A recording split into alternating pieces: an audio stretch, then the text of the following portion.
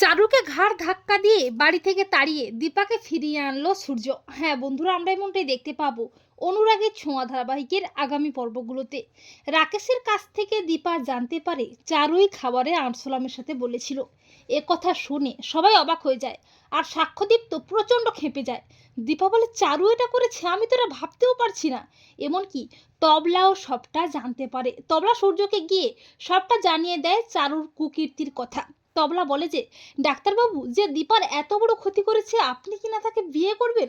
এরপর দীপা এসে চারুকে ঠাঁটিয়ে চড় দিয়ে উচিত শিক্ষা দেয়। আর চারু তো প্রচণ্ড ভয় পেয়ে যায়। আর ঠিক তখনই অলিও চলে আসে। তবে দীপা অলিকে চারুর কুকীর্তির কথা কিছুই বলে না। আর অলি তার মাকে আবারও অপমান করে তাড়িয়ে দেয়। অপরদিকে সাক্ষ্যদীপও দীপার কাছে ক্ষমা চায়। এরপর তড়িঘড়ি করে সূর্যও যায় দীপার কাছে। সূর্য বলে, দীপা, ওই চারুকে আমি ছাড়বো না, ওকে আজকে আমি উচিত শিক্ষা দেবো, কিন্তু তুমি আমার সাথে যাবে। তখন দীপা বলে, ডাক্তারবাবু আপনি শান্ত হন। সূর্য বলে, না দীপা, আজকে আমি যা বলবো তুমি তাই করবে।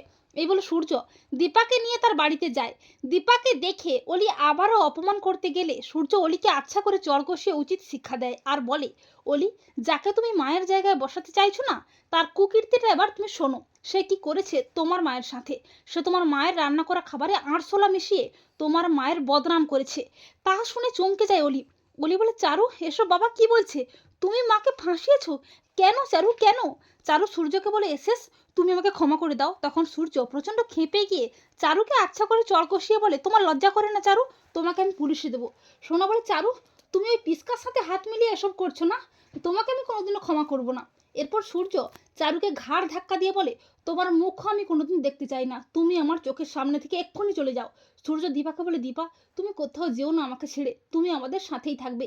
তো বন্ধুরা, তোমরা এটাই চাও তো যে সূর্য যেন চারুকে ঘাড় ধাক্কা দিয়ে তাড়িয়ে দীপাকে ফিরিয়ে আনে?